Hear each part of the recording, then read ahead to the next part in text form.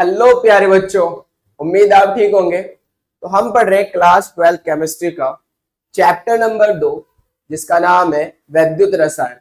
और आज वैद्युत रसायन में हम एक बहुत ही इंपॉर्टेंट टॉपिक, जिसे हम नष्ट समीकरण बोलते हैं, पढ़ने वाले हैं।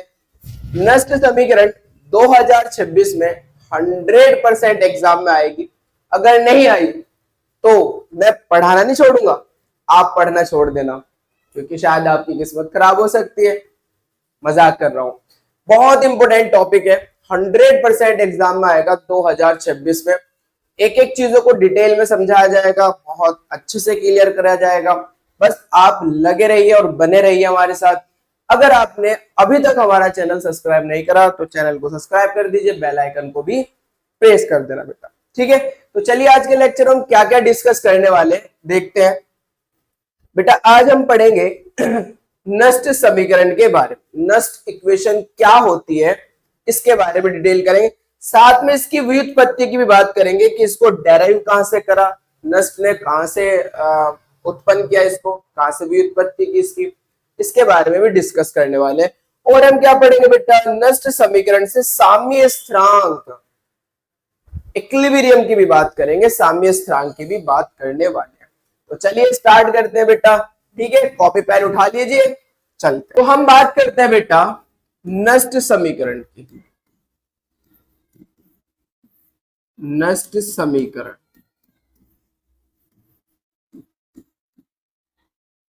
नष्ट समीकरण किसकी बात करने वाले हैं बेटा हम? नष्ट समीकरण, नष्ट इक्वेशन, नष्ट इक्वेशन।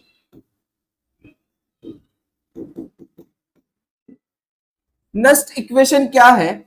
नष्ट ने क्या कहा, नष्ट ने जो हमारे पास इलेक्ट्रोड है वो उसी की सांद्रता में डिप किया जाता है। तो इन्होंने कहा जो विलयन की सांद्रता है और जो ताप है, इलेक्ट्रोड विभव का मान इन पर डिपेंड करता है। मतलब इलेक्ट्रोड विभव का मान किस किस चीज पर डिपेंड करता है? विलयन की आयनों की सांद्रता, साथ में तापमान पर भी क्या करता है, डिपेंड करता है, निर्भर करता है। बस सांद्रता और ताप के अलग अलग मानों पर इलेक्ट्रोड विभव को ज्ञात करना, वो किसके द्वारा ज्ञात किया जाता है? नष्ट समीकरण के द्वारा ही ज्ञात किया जाता है। तो ध्यान से देखना बेटा, बहुत अच्छे से समझना। किसी इलेक्ट्रोड का, किसी इलेक्ट्रोड के, इसी इलेक्ट्रोड के इलेक्ट्रोड विभव का मान, विभव का मान, ध्यान से देखना बेटा, किसी इलेक्ट्रोड के इलेक्ट्रोड विभव का मान विलयन के आयनों की सांद्रता,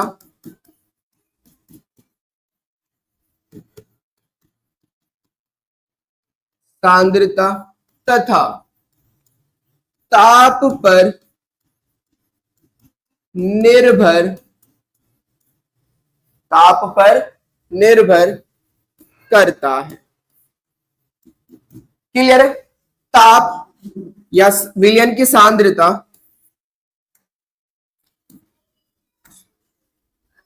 विलयन की सांद्रता, विलयन की सांद्रता तथा ताप के साथ इलेक्ट्रोड विभव,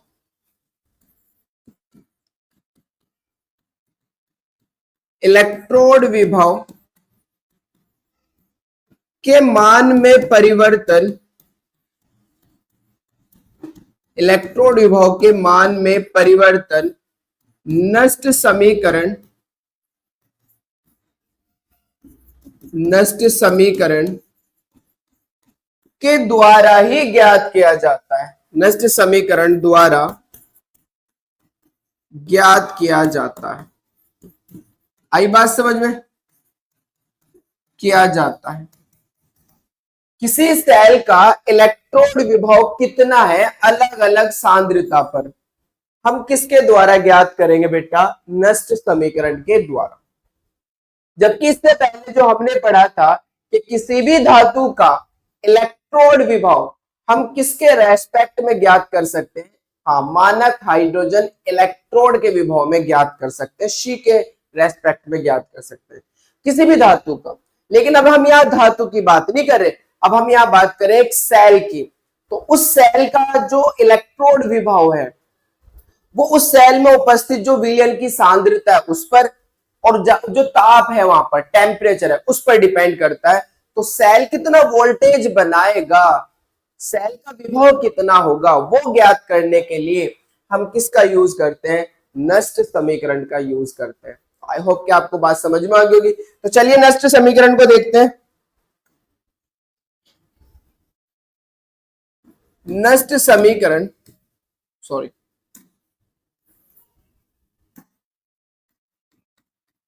नस्ट समीकरण निम्न है। तो नस्ट समीकरण लिखते हैं भाई। नस्ट समीकरण क्या है बेटा? ई सेल, जो सेल का विभव है वो बराबर होगा ई नॉट सेल, सेल का मानक इलेक्ट्रोड विभव, माइनस 2.303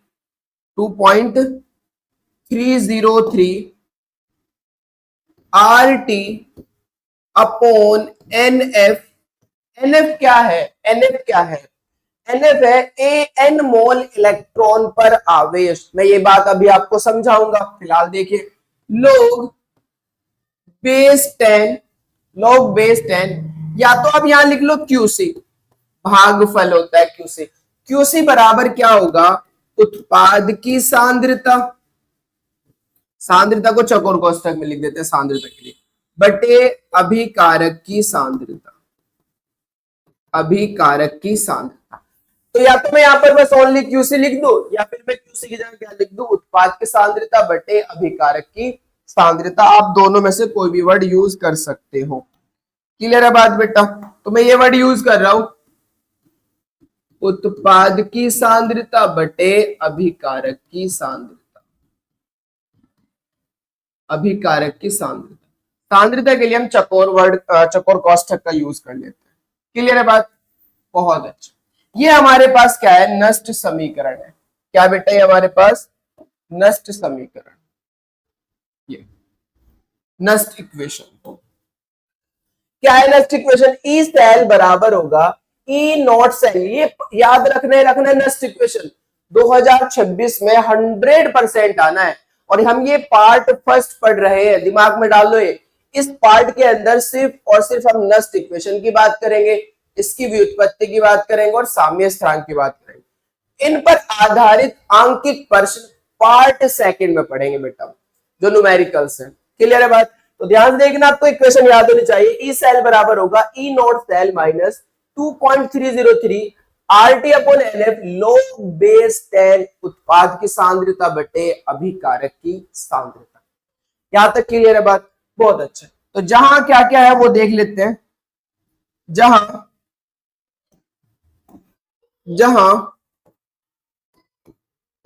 ये बात आपको पता होना चाहिए, जहां ई सेल, सेल का इलेक्ट्रोड विभव,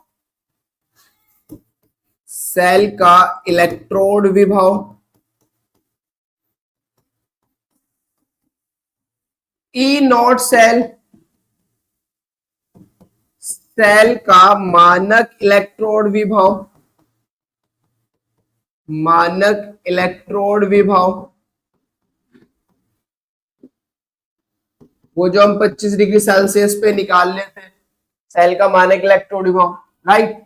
आर क्या है बेटा? आर है गैस स्थिरांक, गैस स्थिरांक जिसका मान होता है यहां पर जूल में रखते हैं हम 8.314 जूल प्रति केल्विन इंटू मोल, जूल प्रति केल्विन इंटू मोल। कितना मान होगा आर का बेटा? गैस स्थिरांक। और कितना मान होगा? 8.314 जूल प्रति केल्विन इंटू मोल। टी क्या है बेटा? टी है हमारा परम ताप, परम ताप जिसको हम हमेशा केल्विन में रखते हैं। और कितना केल्विन होगा? 298 केल्विन। 208 सॉरी, बस अभी तो तापमान मेजर करा ही नहीं हमने, तो बस परम ताप की बात कर लेंगे और किस में रखेंगे हम? केल्विन में। कितना रखेंगे वो बाद में देख लेंगे। एफ क्या है? एफ है फैराडे नियतांक। एफ क्या है? फैराडे नियतांक। क्या होता है फैराडे नियतांक? इसके बाद में वही बताने वाला हूं। फिलहाल समझो फैराडे नियतांक की वैल्यू होती है 96,500 कूलाम प्रति मोल। एक मोल इलेक्ट्रॉन पर आवेश कहलाता है फैराडे नियतांक। एक मोल इलेक्ट्रॉन पर उपस्थित आवेश क्या कहलाता है बेटा? फैराडे नियतांक, जिसका मान कितना होता है? 96,500। कितना? 96,500। तो ये सारी वैल्यू। एन क्या है? इलेक्ट्रॉन के अब सेल अभिक्रिया में इलेक्ट्रॉन के स्थानांतरण की संख्या, समझ रहे हो? तो एन क्या है? इलेक्ट्रॉन के स्थानांतरण की संख्या, नांतरण की संख्या। कितने इलेक्ट्रॉन स्थानांतरित हो रहे हैं, एक इलेक्ट्रॉन से दूसरे इलेक्ट्रॉन पर जा रहे हैं, उनका नंबर है एन। तो एन है इलेक्ट्रॉन के स्थानांतरण की संख्या। क्लियर? जब मैं सारी वैल्यूज पुट करता हूं इसके अंदर, ध्यान से देखो, 25 डिग्री सेल्सियस ताप पर नष्ट समीकरण को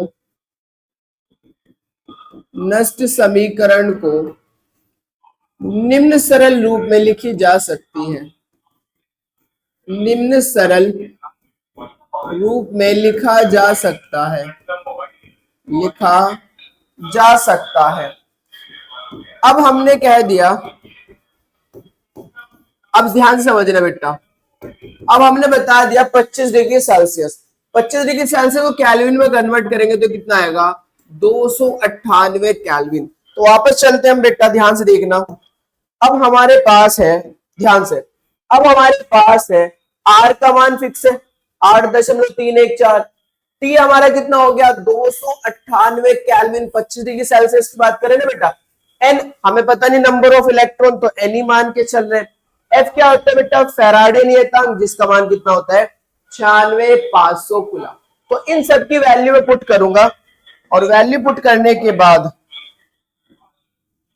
चेक करो, इन सब की वैल्यू पुट करूंगा और वैल्यू पुट करने के बाद देखो क्या आता है। ई सेल बराबर ई नॉट सेल माइनस, जब मैं सारी वैल्यू पुट कर दूंगा और कैलकुलेशन करूंगा तो आएगा 0.0591 अपॉन एन, और यहां मिलेगा मुझे log बेस 10 उत्पाद की सांद्रता बटे अभिकारक की सांद्रता। अभिकारक की सांद्रता। क्लियर है बात बेटा? तो आपको ये रिएक्शन नोट करनी है, ये रिएक्शन नोट करनी है। ये समीकरण आप सबको आनी चाहिए। 25 डिग्री सेल्सियस पर नष्ट समीकरण आप सबको पता होना चाहिए। 25 डिग्री सेल्सियस पर नष्ट समीकरण क्या होती है बेटा? ई सेल बराबर E not cell minus 0.0591 upon n log base 10 उत्पाद की सांद्रता बटे अभिकारक की सांद्रता। याद रहेगी। अब हम इसको एक क्वेश्चन ले लेते हैं, डैनियल सेल पर अप्लाई कर देते हैं। तो डैनियल सेल के लिए नष्ट समीकरण, डैनियल सेल के लिए नष्ट समीकरण, सॉरी, नष्ट समीकरण किसके लिए बेटा? डैनियल सेल के लिए। अब डैनियल सेल क्या है? डैनियल सेल क्या उसको देख लेते हैं। डैनियल सेल है क्या? तो डैनियल सेल थी हमारे पास Zn di positive aqueous, sorry Zn solid plus Cu di positive aqueous, और यहां था हमारे पास Zn di positive aqueous plus Cu solid. ये हमारे पास डैनियल सेल है।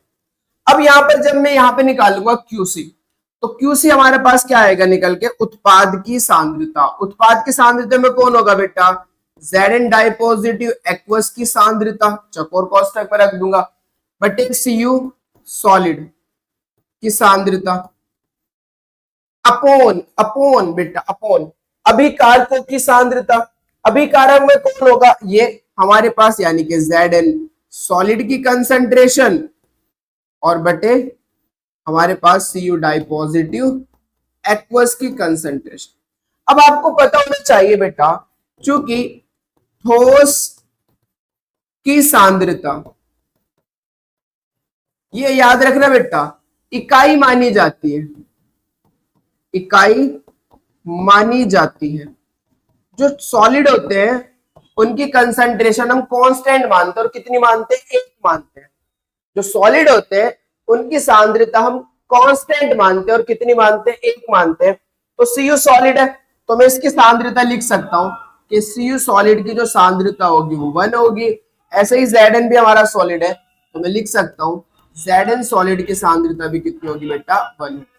इसकी जगह भी 1, इसकी जगह भी 1, तो फिर Qc हमारा कितना हो जाएगा, Qc हो जाएगा Zn डाई पॉजिटिव की concentration upon Cu di positive की कंसंट्रेशन। तो जहां मैं उत्पाद की सांद्रता की बात करूंगा, तो उत्पाद में सॉलिड की तो 1 हो गई, Zn डाई पॉजिटिव की सांद्रता बचेगी। ऐसे जब मैं अभिकारक की सांद्रता की बात करूंगा, तो Zn सॉलिड की तो कितनी हो गई, 1 हो गई, तो Cu डाई पॉजिटिव की कंसंट्रेशन बचेगी अभिकारक में। तो मैं यहां पुट करूंगा Zn डाई पॉजिटिव, नीचे पुट करूंगा Cu डाई पॉजिटिव की कंसंट्रेशन। यहां तक बात समझ में आ गई, बहुत बढ़िया। अब अगर इसमें इलेक्ट्रॉन ट्रांसफर की बात की जाए, इलेक्ट्रॉन के ट्रांसफर की बात की जाए, तो नंबर ऑफ इलेक्ट्रॉन 2 है। Cu डाई पॉजिटिव Cu में कन्वर्ट हो रहा है, तो इसमें 2 इलेक्ट्रॉन ग्रहण करेंगे। Zn डाई पॉजिटिव में कन्वर्ट हो रहा है, मतलब उसमें 2 इलेक्ट्रॉन त्याग होंगे। तो इलेक्ट्रॉन का ट्रांसफर कितने का हो रहा है, 2 का हो रहा है, तो मैं n का मान 2 रख सकता हूं। ओके, तो चलिए देखते हैं, अब हम अप्लाई करते हैं, करें भाई। तो ई सेल बराबर होगा E not cell, E not cell. और ई नॉट सेल कैसे निकालते हैं, ई नॉट सेल कैसे निकालते हैं बेटा, आपको ये भी पता होना चाहिए, हमने लिखवाया था आपको।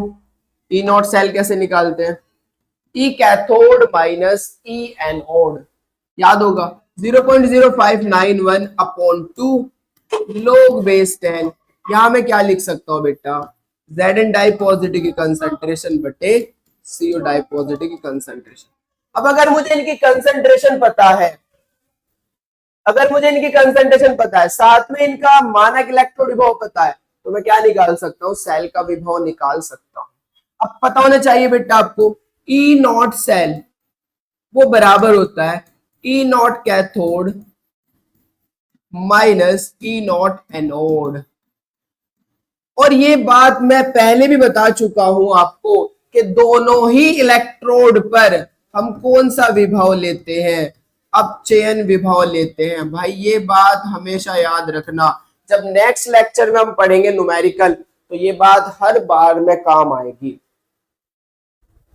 इलेक्ट्रोड हो, एनोड हो या फिर कैथोड हो, दोनों के ऊपर ही हम कौन सा विभव लेते हैं न्यूमेरिकल के अंदर, अपचयन विभव। दोनों में ही हम अपचयन विभव लेते हैं। अब मान लीजिए हम बात करें एनोड की, तो एनोड पर ऑक्सीकरण होता है, तो Zn कन्वर्ट होता है, Zn डाई पॉजिटिव है। और अगर हम बात करें कैथोड की, तो कैथोड पर अपचयन होता है, तो Cu डाई पॉजिटिव कन्वर्ट होता है Cu। ऐसे ही है ना, ऐसे। तो मैं अगर इसका विभव लिखूंगा, तो E not cell, E not cell में अपचयन विभव ही लिखूंगा। ये ऑक्सीकरण है, ये क्या है, ऑक्सीकरण। और अपचयन में मुझे क्या करना होगा, उल्टा करना होगा, यानी कि ई नॉट Zn डाई पॉजिटिव से Zn लिखूंगा मैं। ऐसे जब मैं इसकी बात करूंगा, तो ये तो ऑलरेडी अपचयित हो रहा है, तो इसे तो मैं बस क्या लिखने वाला हूं, ई नॉट Cu डाई पॉजिटिव से Cu। तो जहां मैं ई सेल लिख रहा हूं, जहां मैं ई सेल लिख रहा हूं, वहां पर मैं लिख सकता हूं ई सेल बराबर E not Cu di positive से Cu, क्योंकि कैथोड, कैथोड पर तो Cu होगा ना, एनोड पर कौन होगा बेटा, Zn। मैं ये बात आपको बता चुका हूं, कहां पर, मैंने आपसे कहा था जिस धातु का स्थान विद्युत रासायनिक श्रेणी में ऊपर आता है वो एनोड का काम करता है, और जिसका स्थान नीचे आता है वो कैथोड का काम करता है। तो Zn का ऊपर आता है ना, तो Zn एनोड का काम करेगा, कॉपर का स्थान नीचे है तो कॉपर कैथोड का काम करेगा। और जब हम ई नोट निकालते हैं तो ई नोट कैसे निकालते हैं, ई नोट कैथोड माइनस ई नोट एनोड, कैथोड पर कॉपर है, एनोड पर Zn है, और दोनों का ही विभव कौन सा रखना है, अपचयन। तो ई नोट Cu डाई पॉजिटिव से Cu माइनस ई नोट Zn डाई पॉजिटिव से Zn।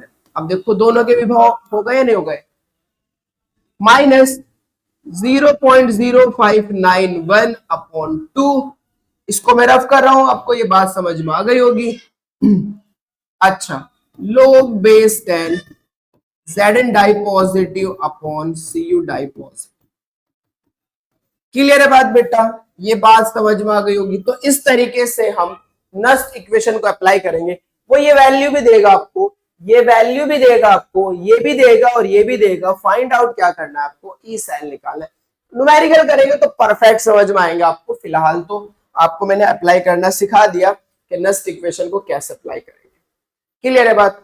आपको याद कितना करना है, तो ध्यान से देखो, पहले आपको डेफिनेशन पढ़नी है, डेफिनेशन अच्छे से करनी है।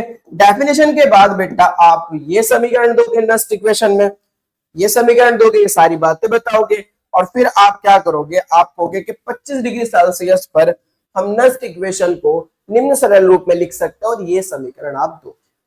क्लियर है बात यहां तक आपको देना है।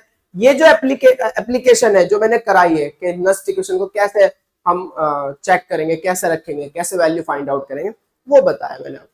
क्लियर है बात, कोई दिक्कत तो नहीं है। बहुत बढ़िया। तो अब हम बात करते हैं बेटा, अब हम बात करते हैं नष्ट समीकरण की व्युत्पत्ति की। नष्ट समीकरण की व्युत्पत्ति से पहले मैं आपको कुछ बात बताता हूं, ध्यान से समझना। मेरे पास ये एक सेल है, ये एक सेल है जिसके अंदर हमारे पास इलेक्ट्रोड है, ये रहा। इसके अंदर हमने क्या कर रखा है, विलियन डिप करा रखा है, इसे विलियन में डिप करा रखा है, ये रहा। अब हम सब जानते हैं, पहले थोड़ा सा हटके चलते हैं, हम सब जानते हैं, फिजिक्स में आपने पढ़ा होगा कि हमारे पास जो विभवांतर होता है, विभवांतर जिसे हम विभव बोलते हैं, V बराबर वो होता है W अपॉन Q। अगर आप सबने फॉर्मूला पढ़ा हो तो, डेफिनेशन भी पढ़ी होगी विभवांतर की कि एकांक आवेश को अनंत से किसी बिंदु P पर लाने में किया गया कार्य, उसी को हम क्या बोलते हैं, विभवांतर बोलते हैं। तो V बराबर W अपॉन Q। तो अगर मैं वर्क डन कार्य की बात करूं, W की बात करूं, तो Q की गुना V में जाएगी, तो QV हो जाएगा। Q क्या है, आवेश, V क्या है, विभव, विभव मतलब विभवांतर। और आप जानते हो Q बराबर होता है Ne। Q बराबर क्या होता है, Ne। पढ़ा होगा अपने फॉर्मूला, आवेश का फॉर्मूला Q बराबर Ne। तो मैं रख सकता हूं Q की जगह, तो फॉर्मूला क्या आएगा, NeV। अब यहां पर क्या होता है, समझो यहां पर क्या होता है, NeV। ये तो था फिजिक्स वाला कॉन्सेप्ट। अब हम बात करें सेल वाले की बात।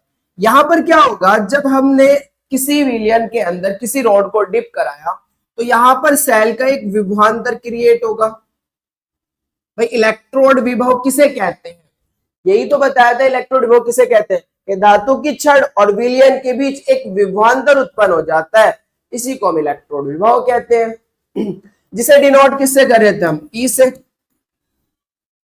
अब ये मान लीजिए एनोड है, तो यहां से इलेक्ट्रॉन कहां जा रहे होंगे, कैथोड रोड पर जा रहे होंगे। अगर मैं कैथोड बना दूं यहां पर, जस्ट फील करो बस बात को, जस्ट फील करो। तो यहां से इलेक्ट्रॉन निकल के कहां जा रहे होंगे, कैथोड पर जा रहे होंगे। तो यहां पर जो इलेक्ट्रॉन है वो मान लीजिए मैंने कहा n मोल इलेक्ट्रॉन ट्रांसफर हो रहे हैं।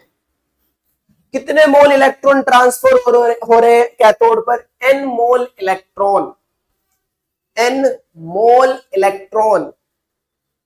तो यानी कि यहां से कैथोड के ऊपर कितना आवेश ट्रांसफर हो गया, कितना चार्ज ट्रांसफर हो गया, इसको समझो बेटा, ध्यान देखना। n मोल इलेक्ट्रॉन ट्रांसफर हुए ना। अब आप जानते हो बेटा, 1 मोल इलेक्ट्रॉन पर आवेश होता है फैराडे नियतांक। आवेश बराबर होता है फैराडे नियतांक, जिसे हम F बोलते हैं। इसके बाद मैं वही पढ़ाने वाला हूं फैराडे नियतांक, या अभी फैराडे नियतांक ही पढ़ लें, कोई मसला नहीं। फैराडे नियतांक क्या होता है मैं यही बता देता हूं। फैराडे नियतांक क्या होता है, फैराडे नियतांक, फैराडे नियतांक देख लेते हैं, वापस आते हैं इस पर। फैराडे नियतांक काम की चीज है, बहुत जगह यूज होगा। फैराडे नियतांक क्या होता है, एक मोल इलेक्ट्रॉन पर आवेश फैराडे नियतांक कहलाता है। फैराडे नियतांक कहलाता है। आई बात समझ में बेटा, कहलाता है। इसे कैपिटल एफ से प्रदर्शित करते हैं। किससे डिनोट करते हैं, कैपिटल एफ से प्रदर्शित करते हैं। इस बात को समझो, एक मोल इलेक्ट्रॉन पर जो आवेश होगा उसी को हम क्या बोलेंगे, फैराडे नियतांक को डिनोट किससे करेंगे, कैपिटल एफ से। अब सुनो, एक इलेक्ट्रॉन पर आवेश कितना होता है, एक इलेक्ट्रॉन पर आवेश कितना होता है, 1.6 गुना 10 की पावर माइनस 19 गुलाम। बच्चा बच्चा ये बात जानता है, ये तो आप दुकानदार से पूछ सकते हो कि एक मोल इलेक्ट्रॉन पर आवेश कितना होता है, किसी से पूछ सकते हो कितना, 1.6 गुना 10 की पावर माइनस 19 गुलाम। किसी से पूछो, रिक्शा में बैठो रिक्शा वाले से पूछ लो कि भाई एक इलेक्ट्रॉन पर आवेश कितना होता है, कोई भी बताए। एक इलेक्ट्रॉन पर कितना आवेश है, तो 2 इलेक्ट्रॉन पर कितना आवेश होगा, 2 से गुना कर दूंगा।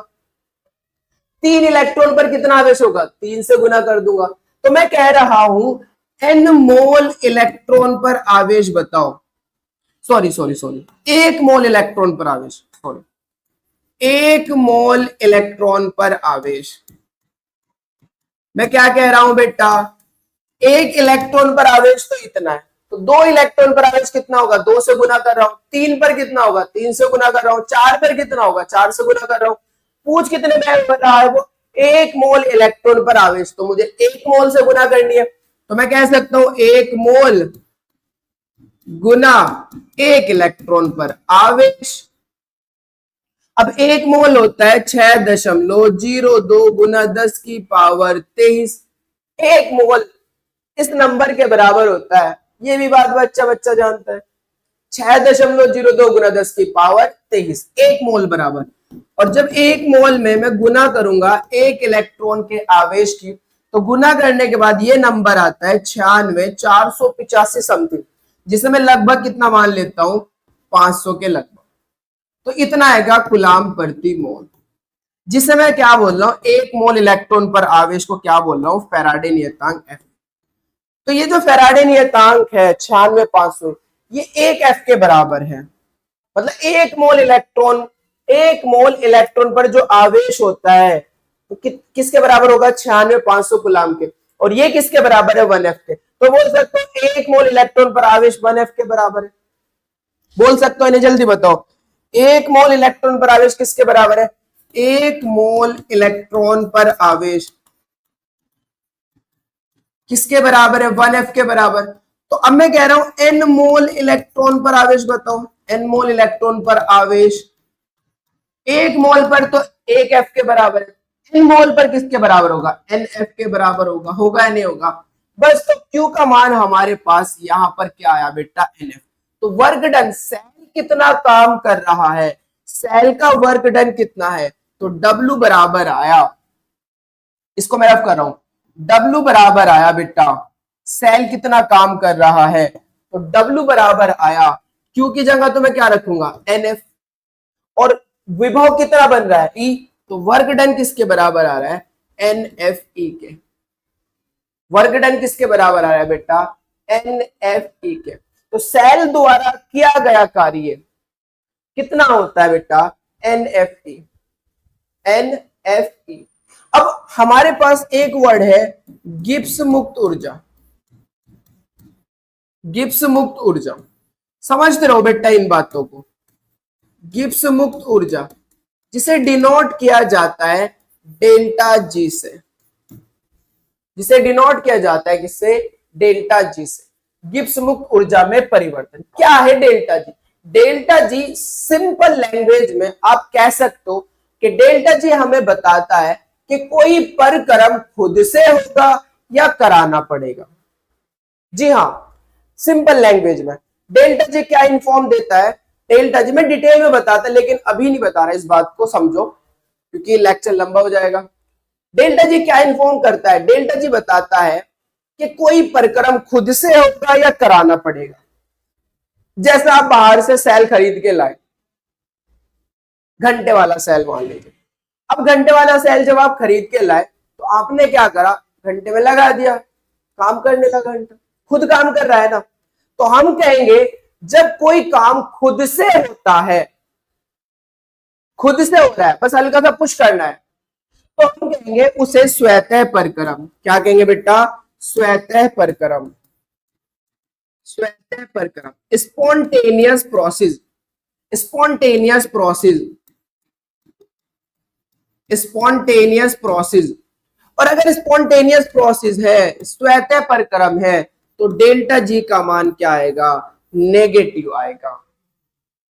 तो अगर डेल्टा जी का मान नेगेटिव हुआ तो सेल काम कर रहा है, सेल वर्क कर रहा है। और अगर सेल वर्क कर रहा है तो सेल का वर्क कितना होगा, NFE। तो मैं बोल सकता हूं डेल्टा जी बराबर किसके हो जाएगा, NFE के। सेल काम कर रहा है, अगर सेल काम करेगा, खुद से काम करेगा, तो डेल्टा जी का मान नेगेटिव। और सेल का वर्क डन कितना होता है, NFE। तो मैं यहां पर क्या रख सकता हूं, NFE। तो डेल्टा जी का मान कितना आने वाला है, -NFE। तो अगर डेल्टा जी का मान नेगेटिव आ गया तो सेल खुद से काम करेगा। और अगर अस्वतः परक्रम हो, कराना पड़ा हमें, अगर किसी प्रोसेस को, हमें किसी प्रोसेस को कराना पड़ा, तो फिर क्या होगा, डेल्टा जी का मान क्या आएगा, धनात्मक आएगा। तब मैं बोल सकता हूं डेल्टा जी क्या होगा, +NFE। यानी के आप कह सकते हो, क्या कह सकते हो कि सेल क्या है, सेल खुद से काम कर रहा है, सॉरी सेल को काम कराना पड़ेगा, अब वो खुद से काम नहीं करेगा। तो दो चीजें बेटा, दो चीजें, अगर स्वतः परक्रम है तो सेल खुद से काम कर रहा है, या वो प्रोसेस जो हो रहा है वो खुद से हो रहा है। जैसे आप कागज को जलाओ, बस तिल्ली लगाने की देर है, वो जलता जाएगा जलता जाएगा, खुद से जल रहा है। स्वतः परक्रम, किसी भी चीज को जला रहे हो आप, किसी भी चीज को जला रहे हो, स्वतः परक्रम है, बस आप तिल्ली लगाने की देर है, सारी चीज जल जाएगी खुद से खुद। क्लियर है, बस ये स्वतः परक्रम। और अगर किसी काम को बार बार कराना पड़ रहा है, हो नहीं रहा फिर कराना पड़ रहा है, हो नहीं रहा फिर कराना पड़ रहा है, यानी कि आप हो तो हो रहा है, आप करा रहे हो तो हो रहा है, आप नहीं करा रहे हो तो नहीं हो रहा, तो ऐसे परक्रम को क्या बोलते हैं, अस्वतः परक्रम। और अस्वतः परक्रम के लिए डेल्टा जी का मान क्या होगा, पॉजिटिव होगा, पॉजिटिव होगा। याद रह जाएगी बात, याद रह जाएगी बात, बहुत अच्छा। अगर बेटा तीसरी बात साम्य अवस्था है, तीनों बात पता होनी चाहिए आपको। साम्य अवस्था पर डेल्टा जी का मान क्या होता है, 0 होता है। अगर साम्य अवस्था है तो डेल्टा जी का मान क्या होगा, 0। एक और बात, अगर बेटा हमारा डेल्टा जी नेगेटिव है तो ई हमारा पॉजिटिव होगा, मतलब सेल के अंदर वोल्टेज है तभी तो काम कर रहा है खुद से, सेल में वोल्टेज है तभी तो खुद से काम कर रहा है। यहां पर अस्वतः परक्रम में डेल्टा जी पॉजिटिव आ रहा है तो मतलब सेल काम नहीं कर रहा, कराना पड़ रहा है। तो सेल अगर कराना पड़ रहा है तो इसका मतलब सेल में वोल्टेज है ही नहीं, माइनस में है, माइनस में। और अगर साम्य अवस्था पर है तो ईबी का मान भी कितना होगा, 0 होगा, ई का मान भी क्या होगा, 0 होगा। तो साम्य अवस्था पर डेल्टा जी भी 0 होता है और हमारा विभव भी कितना होता है, 0 होता है। अस्वतः परक्रम के लिए डेल्टा जी पॉजिटिव तो वोल्टेज नेगेटिव, स्वतः परक्रम के लिए डेल्टा जी नेगेटिव तो वोल्टेज कैसा होगा, पॉजिटिव होगा। तो आई होप कि ये बात आपको सारी समझ में आ गई होगी अच्छे से, ठीक है, ये नोट कर लेना अच्छे से बेटा। अब बात करते हैं हम नष्ट समीकरण की व्युत्पत्ति, नष्ट समीकरण की व्युत्पत्ति, व्युत्पत्ति,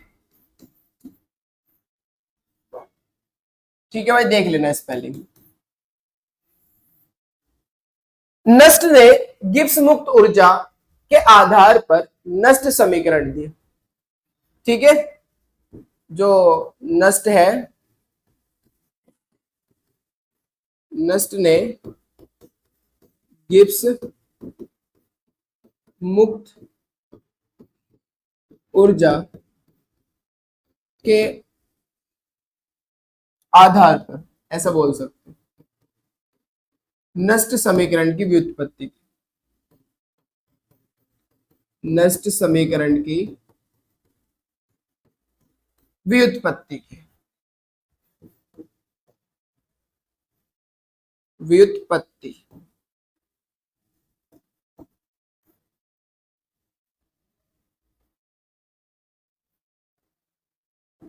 देख लेना है स्पेलिंग। अब चेक करते हैं बेटा कैसे। उन्होंने एक थर्मोडायनेमिक्स इक्वेशन है कि डेल्टा जी बराबर delta G not plus are T log base E Q, QC कह दो। क्यूसी हमारा यहाँ पर भागफल है, मैंने आपको बताया था क्यूसी क्या होता है, उत्पाद की सांद्रता बटे अभिकारक की सांद्रता। इस समीकरण से इन्होंने नस्ट इक्वेशन की व्युत्पत्ति की। अभी हमने इसको समीकरण 1 कह दिया। अभी अभी आप क्या करो, ये लोग बेस ई है बेटा, मुझे लोग बेस ई की वैल्यू नहीं पता होती। जैसे आपने देखा होगा लोग बेस ई tan का मान कुछ बच्चे कहेंगे 1 होता है, तो ये बात बिल्कुल गलत है। लोग tan की वैल्यू 1 नहीं होती। हाँ, लोग tan की वैल्यू 1 नहीं होती, ये बात दिमाग में रख लो। लोग बेस tan की वैल्यू 1 होती है। अगर यहां बेस ई है तब इसका मान 1 नहीं होगा, अगर बेस 10 है तब इसका मान क्या होगा, 1 होगा। ई के केस में 1 कब होगा पता आपको, ई के केस में 1 कब होगा, जब यहां पर बेस ई हो और ये भी ई हो, तब 1 होगा। तो एक्चुअल में मुझे ई का मान नहीं पता होता, मुझे बेस 10 का मान पता होता है। ये जो मुझे लोग की वैल्यू पता है ना, लोग 2 की वैल्यू, लोग 3 की वैल्यू, लोग 4 की वैल्यू, ये जो मुझे लोग की वैल्यू पता है, इसमें किसकी पता है, जब बेस 10 हो। अगर बेस ई है तो मुझे इसका मान बिल्कुल भी नहीं पता है। अगर पता कर सकता हूं तो टेबल से निकाल सकता हूं। टेबल आपने बचपन में अगर देखी हो या नहीं देखी हो, हम नहीं कह सकते आपको, तो फिलहाल आपको पता होना चाहिए। तो इसलिए बेस ई को कन्वर्ट करूंगा बेस 10 में, तो मैं जानता हूं लोग बेस ई अगर x है तो इसका मान होगा 2.303 लोग बेस 10x के। बस बेस ई को 10 में कन्वर्ट करने के लिए किससे गुना कर देते हैं, 2.303 से। ई को 10 में कन्वर्ट करना है, ई को 10 में कन्वर्ट करना है, किससे गुना कर दो, 2.303 से। तो मैं वही करने वाला हूं, डेल्टा जी बराबर डेल्टा जी नॉट प्लस ई को कन्वर्ट करूंगा तो किससे गुना कर दूंगा, 2.303 आर टी। अब ये किस में कन्वर्ट हो गया, बेस 10 क्यू से, बेस 10। अब एक और बात ध्यान से सुन लो, ध्यान से बेटा ध्यान से। अभी इसे समीकरण 1 कह दो। अभी हमने आपसे कहा कि डेल्टा जी का मान होता है माइनस एन एफ ई। अभी बताया ना मैंने आपको, डेल्टा जी की वैल्यू कितनी होती है, माइनस एन एफ ई। ये तो इलेक्ट्रोड विभव, सेल का इलेक्ट्रोड विभव, ई सेल बोल सकते हो इसको, क्या बोल सकते हो, ई सेल, सेल का इलेक्ट्रोड विभव। अगर मैं बेटा डेल्टा जी नॉट की बात करूं, नॉट लगाते हैं जब मानक कंडीशन हो, और मानक कंडीशन में इसका क्या हो जाएगा, सेल का मानक इलेक्ट्रोड विभव आ जाएगा। तो डेल्टा जी नॉट बराबर होगा minus n F E not cell, E not cell. बस डेल्टा जी नॉट में ई नॉट आ जाएगा, डेल्टा जी में ई आ जाएगा। तो वैल्यू पुट कर दो समीकरण 1 से, समीकरण 1 से जब वैल्यू पुट करोगे बेटा तो ध्यान से देखो, डेल्टा जी की जगह क्या रखूंगा मैं, एन एफ ई सेल बराबर होगा, रखो minus n F E not cell plus 2.303 R T log base 10, और यहां पर क्या रहेगा, क्यू सी। समीकरण 2 कह दो। इस समीकरण 2 में मैं माइनस एन एफ से क्या कर दूंगा, डिवाइड कर दूंगा पूरी समीकरण। तो मैं कह रहा हूं समीकरण, आगे चलते हैं, समीकरण 2 को माइनस एन एफ से भाग करने पर, जब मैं भाग करता हूं तो चेक करना बेटा क्या आएगा। जब मैं माइनस एन एफ से भाग करूंगा, इसको भी माइनस एन एफ से, इसको भी माइनस एन एफ से, तो चेक करते हैं क्या होने वाला है। यहां पर है minus n F E cell बराबर होगा, डिवाइड कर रहा हूं मैं माइनस एन एफ से, बराबर यहां है बेटा हमारे पास minus n F E not cell बट्टे में माइनस एन एफ से डिवाइड कर रहा हूं। यहां है plus 2.303 R T log base 10 Qc, और इसको डिवाइड करना है मुझे minus n F, minus n F. तो चेक करो बेटा, माइनस से माइनस खत्म, एन एफ से एन एफ खत्म, माइनस से माइनस खत्म, एन एफ से एन एफ खत्म, खत्म है ना।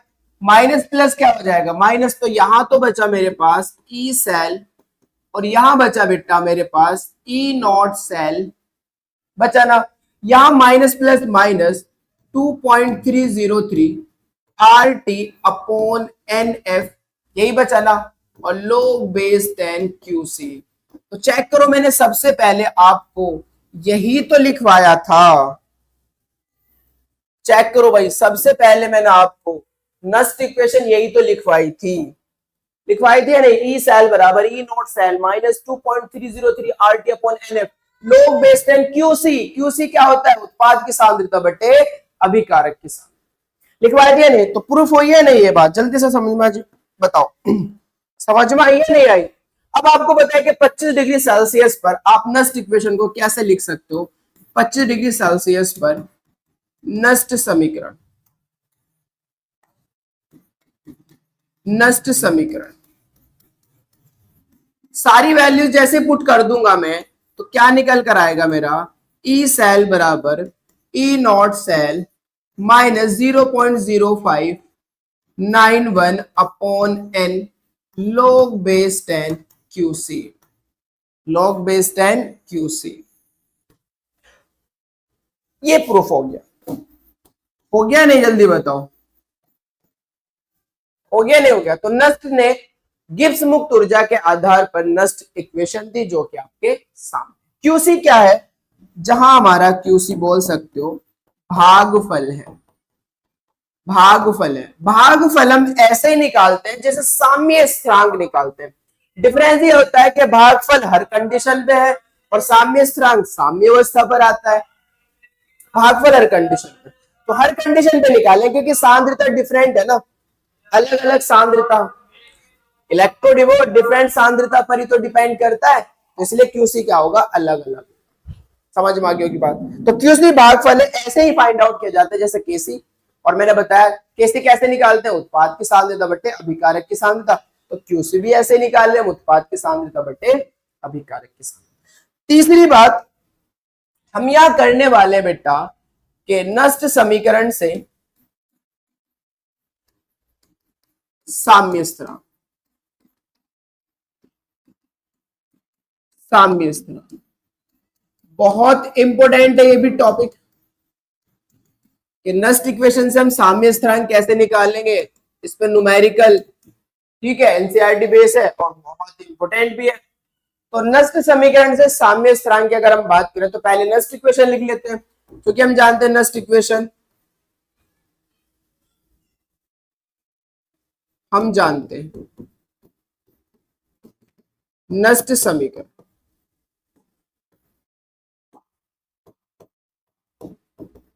नस्ट समीकरण क्या है। नस्ट समीकरण बेटा अब तो पता चल गया होगा, ई सेल बराबर होगा E not cell minus 0.0591 upon n log base 10 QC. Qc भागफल है हमारा, क्यूसी क्या है, उत्पादों की सांद्रता बटे अभिकारकों की सांद्रता। इसे समीकरण क्या कहते हो बेटा, एक मान लो। अब हम बात करें साम्य अवस्था पर, कहां पर, साम्य अवस्था। तो साम्य अवस्था पर हमारे पास क्या होता है, ई सेल बराबर हो जाता है 0 और क्यूसी बराबर किसके हो जाएगा, केसी। कहां पर, साम्यावस्था। साम्यावस्था क्या है, इसको छोटी सी बात से समझ लीजिए। साम्यावस्था क्या है, जब अभिक्रिया में अभिकारक और उत्पाद की सांद्रताएं स्थिर हो जाती है, जब अभिक्रिया में अभिकारक और उत्पाद की सांद्रताएं क्या हो जाती है, स्थिर हो जाती है, कांस्टेंट हो जाती है, तो उस समय हम कहते हैं कि साम्यावस्था। अब समझो बात को, मान लीजिए मैं डैनियल सैली लिख दूं, Zn solid plus Cu di positive, right, aqueous, और यहां पर Zn डाई पॉजिटिव एक्वस और Cu सॉलिड, ये है मेरे पास डैनियल्स। तो मैं कह रहा हूं इससे ये बन रहा है और इससे ये बन रहा है, तो दोनों प्रोसेस इक्विलिब्रियम में है, साम्यावस्था दिखा देते हैं इनके बीच, ये रहा। अब जब Cu डाइपॉजिटिव की सांद्रता और Zn डाइपॉजिटिव की सांद्रता स्थिर हो जाएगी, इनकी सांद्रता में कोई परिवर्तन नहीं होगा, तो वोल्टेज में भी कोई परिवर्तन नहीं होगा, विभवांतर भी कांस्टेंट हो जाएगा, उसमें भी कोई परिवर्तन नहीं होने वाला। और अगर वोल्टेज में कोई परिवर्तन नहीं हो रहा, वोल्टेज ही नहीं बन रही, वोल्टेज ही नहीं बन रही, तो सेल का विभव कितना हो गया, 0 हो गया, नहीं हो गया। समझो, सांद्रता स्थिर हो गई, और अगर सांद्रता स्थिर हो जाएंगी, भाई इलेक्ट्रोड विभव किस पे डिपेंड करता है, सांद्रता पे तो डिपेंड कर रहा है, और सांद्रता अगर स्थिर हो गई, साम्यावस्था कब आती है, जब अभिकारक और उत्पादों की सांद्रता क्या हो जाए, स्थिर हो जाए, इनकी सांद्रता में कोई परिवर्तन ना हो, तो विभव में भी कोई परिवर्तन नहीं होगा, विभव भी नहीं बनेगा, और विभव नहीं बनेगा तो सेल का विभव कितना हो गया, 0 हो गया, डिफरेंस जो आएगा वो 0। क्लियर है बात। तो इसलिए हमारे पास साम्यावस्था पर ई सेल क्या हो जाएगा, 0, और क्यूसी बराबर किसको हो जाएगा, केसी के। तो समीकरण 1 से, समीकरण 1 से वैल्यू पुट करो समीकरण 1 में, तो ई सेल तो कितना हो गया, 0, E not cell minus 0.0591 upon n log base 10, Qc किसके बराबर हो गया, केसी के। अब इस पूरी टर्म्स को इधर उठा के ले आओ, ये इधर जैसे आएगी तो इधर से माइनस से कैसे हो जाएगी, प्लस की, तो मैं लिख सकता हूं बेटा 0.0591 upon n log base 10 Kc बराबर ई नॉट सेल। अब आपको पता है कि ये वैल्यू इसकी गुना, ये इसकी गुना में चली जाएगी और ये अपॉन में आ जाएगी, तो मैं लिख सकता हूं log बेस 10 केसी बराबर n E not cell, n गुना में चला गया, और 0.0591 ये कहा जाएगा, डिवाइड, तो 0.0591। क्लियर है बात, ये बात समझ में आ गई होगी, बहुत अच्छा। अगर मैं केसी निकालू, ये तो केसी हो गया, साम्य स्थिरांक हो गया, और अगर मैं केसी निकालू तो जब लोग इधर ले जाऊंगा तो ये आएगा एंटी लॉग, ये क्या आएगा बेटा, एंटी लॉग। जब मैं लोग को इधर लेके जाऊंगा तो आएगा anti log n E not cell upon 0.0591। अब एंटी लॉग कैसे निकालते हैं, ये हमारे लिए प्रॉब्लम है, तो एंटी लॉग भी मैं आपको निकालना सिखाता हूं, एक दो एग्जांपल ले लेते हैं। एंटी लॉग कैसे निकालते हैं, ध्यान से देखना। अगर लास्ट 1 डिजिट है, लास्ट पॉइंट के बाद की बात हो रही है, पॉइंट के बाद की, ठीक है, लास्ट 1 डिजिट,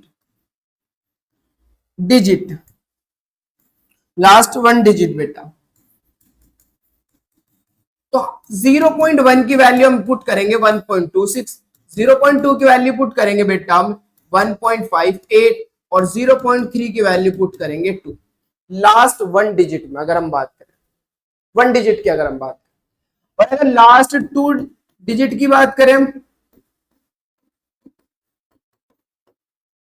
पॉइंट के बाद की बात हो रही है बेटा, पॉइंट के बाद, तो अगर 0 से 2 के बीच में है वैल्यू, 0 है, 1 है, 2 है, तो इसकी वैल्यू होगी 1.05। कितनी होगी बेटा, 1.05। 3 से 5 के बीच में हम रखेंगे 1.10, 6 से 7 के बीच में रखेंगे हम बेटा 1.15, 0.5 का अंतर है, और 8 से 9 के बीच में रखेंगे हम 1.20। अब इसको समझते हैं, मुझसे कह रहा है कि भाई एंटी लॉग एग्जाम्पल एंटीलॉग 15.3, इसका आंसर बताओ, क्योंकि ये जब हम न्यूमेरिकल करेंगे तो उसमें भी आएगा 15.3, मुझे इसका बताना है। तो ये जो स्टार्टिंग का पॉइंट के इधर का नंबर है, पूरा नंबर जो है ये तो जाएगा 10 की पावर में, और पॉइंट के बाद की जो वैल्यू है वो हम मान रहे हैं, अगर 1 डिजिट पे पॉइंट है तो इनका मान ये होगा, लास्ट 2 डिजिट पे है तो ये होगा। समझा रहा हूं धीरे धीरे। तो एंटीलॉग इसका निकालता हूं मैं। चलिए आंसर में देखिए बेटा, एंटीलॉग 15.3, तो 15.3 को उठाओ, 15.3 में आप सिर्फ किसे उठा लो, 0.3 को उठा लो, क्योंकि 10 की पावर 15 स्टार्टिंग की डिजिट कहां जाएगी बेटा, पावर में जाएगी। कहां जाएगी, पावर में। पॉइंट से इधर की वैल्यू कहां जाएगी, पावर में। तो मैं लिख सकता हूं, चलो पूरी बात लिख लेता हूं, इसको पूरी बात लिख लेते हैं। मैं लिख सकता हूं 15.3 को 10 की पावर 15 गुना, इसे लिख सकता हूं 0.3, 0.3। ये कहां चली जाएगी, पावर में, 0.3। अब 0.3 की वैल्यू देखो कितनी है, 0.3 की वैल्यू कितनी है बेटा, 2। तो मैं लिख सकता हूं यहां पर 2 गुना 10 की पावर 15। इसका आंसर आ जाएगा एंटीलॉग 15.3 की वैल्यू। ऐसे अगर हमसे कोई दूसरा क्वेश्चन पूछता है, हमसे कह रहा है एंटीलॉग 3.55 की बताओ भाई, पहले 3.23 की ले लेते हैं, 3.23 की बताओ। तो एंटीलॉग में अगर मैं बात करूं, एंटीलॉग आंसर में 3.23 की, चेक करो बेटा, स्टार्टिंग की पावर कहां जाएगी, 10 की पावर, तो 10 की पावर कितना हो जाएगा, 3। अब ये बचा 0.23, 0.23, तो मैं इसको लिख सकता हूं 0.2 प्लस 0.03 लिख सकता हूं या नहीं, जल्दी बताओ। जब आप इसको जोड़ोगे 0.2 और 0.3 में, तो बताओ 32 ये आ जाएगा ऊपर वाली वैल्यू। तो मैं इसको तोड़ लूंगा इस तरीके से, इसको मैं तोड़ लूंगा इस तरीके से। तो मैं कैसे लिखूंगा बेटा इसको, 0.2 प्लस 0.03 और ये गुना में।